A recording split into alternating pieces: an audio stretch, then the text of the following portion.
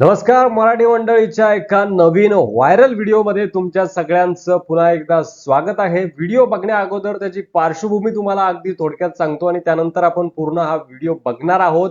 ते झालं असं की अजित पवार, एकनाथ शिंदे आणि देवेंद्र फडणवीस यांची सभा होती आणि त्या सभेमध्ये एक हलगी वादक त्याचं जे काही मानधन असतं ते घेऊन हलगी वाजवण्यासाठी गेलेला होता आणि कार्यक्रम संपल्यानंतर त्याला एक पत्रकार भेटला आणि पत्रकारानं विचारलं की तुम्ही अजितदादांचा, एकनाथ शिंदेचा प्रचार करण्यासाठी आलेला आहात, तुम्ही कुणाच्या बाजूने आहात? तर त्यानं उत्तर देताना मात्र शरद पवार आणि उद्धव ठाकरे यांच्या बाजूने उत्तर दिलं। त्यानंतर तो व्हिडिओ जोरदार व्हायरल झाला।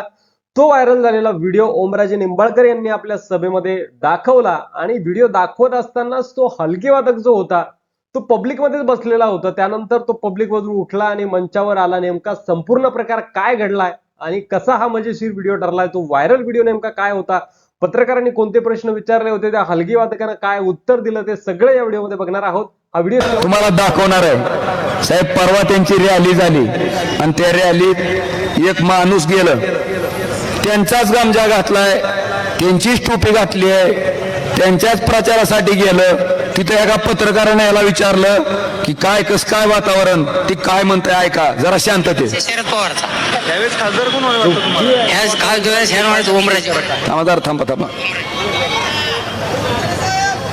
जरा दम काढा रे।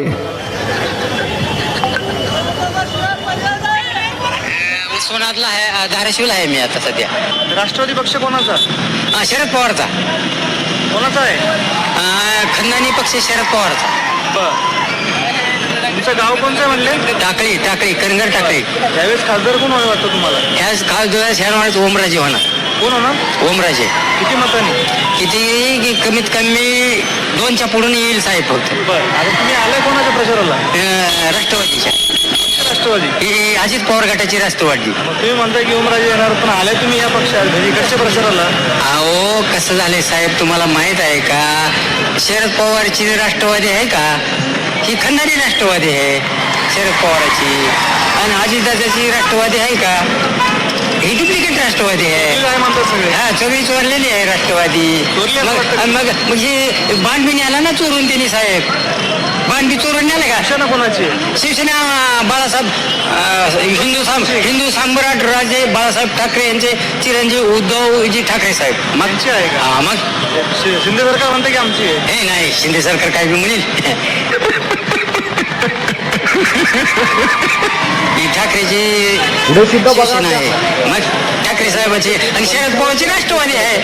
हा, मग बरं, यावेळेस मग महाविकास आघाडी का? नाही, आमच्याकडे इथं ओमराजे चालला पाहिजे। ओमराजे चालला? हा, नाही डँग नाही तसली। ओमराजे चालला? हा, ओमराजे चालणार। लय मताने येणार आहे, वाघ आली आवाज नुसता साधा फोन जर केला, मोटरसायकल पंक्चर झाली तर आमचा फोन उचलतोय ती। या मामा पुढे या, ओमराजे चालणार आहे इथं। हा, मग थांबा लोक 50-500 रुपये हजेरीने माणसं आणलेली आहे ती, काय तुम्ही ऐका जरा, शांत बसा। त्यांना मामाला एकट्याला पुढे येऊ द्या फक्त। मला साहेब एवढं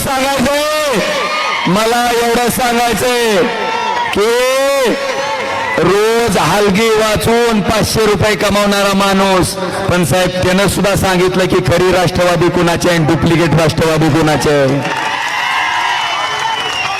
आणि त्याने ही मुलाखत पत्रकाराला दिल्यावर त्याच्या घरीही टोलदार गेले, त्यांना म्हणले तुम्ही काय पाहिजे तेवढे पैसे घ्या, पण ही मुलाखत आम्हाला पैसे देऊन घेतली असं सांगा। ते बहादर हलगीवाला काय म्हणला, साहेब तुझ्या पैशाची हलगी तुझ्या रॅलीत वाजून आले, आता मत कुणाला टाकायचा आहे हे अधिकार डॉक्टर बाबासाहेब आंबेडकरांच्या संविधानानं मला दिलाय आणि माझं मत मी ओमराजेला।